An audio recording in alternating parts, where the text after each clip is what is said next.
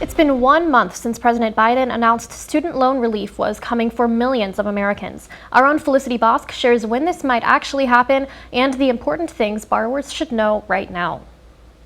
When President Biden announced student loan forgiveness 1 month ago, many began to refresh their federal loan web pages and apps, waiting eagerly for that number to go down. But officials say hold tight, as this debt cancellation is still a few weeks or even months away.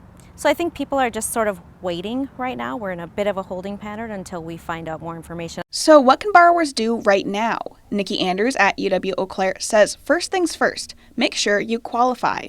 Individuals making less than $125,000 a year or families making less than $250,000 a year will be able to have $10,000 of their federal student loans canceled.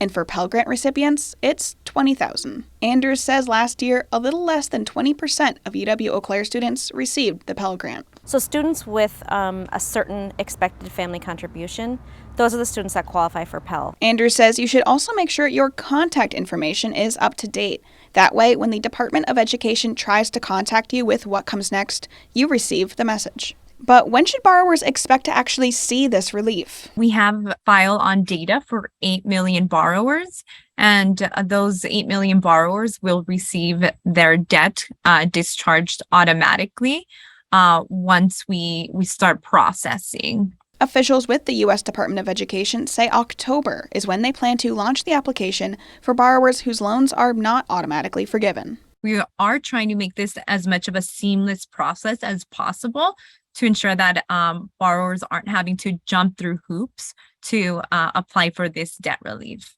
While officials cannot yet say how long after applying you will see your balance drop, they did recommend applying by November 15th in order to see your debt relief before loan repayment begins back up again on January 1st.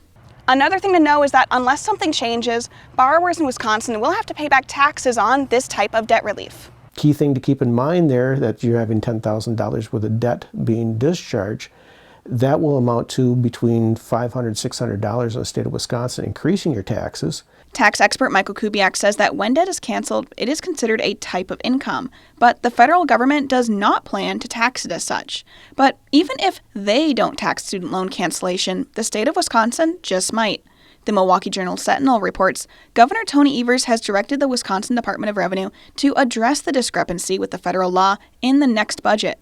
But the state legislature would need to change the law in order to save Wisconsinites that money on their taxes. There's still some discussions out there, and things are not quite set enough to say this is the way it's going to be. But as of right now, it is taxable in the state of Wisconsin. But now, even a month after this announcement, borrowers are waiting for what comes next. And I think once they actually see their loan forgiven or part of their loan forgiven, that's when we'll see some happy faces around here.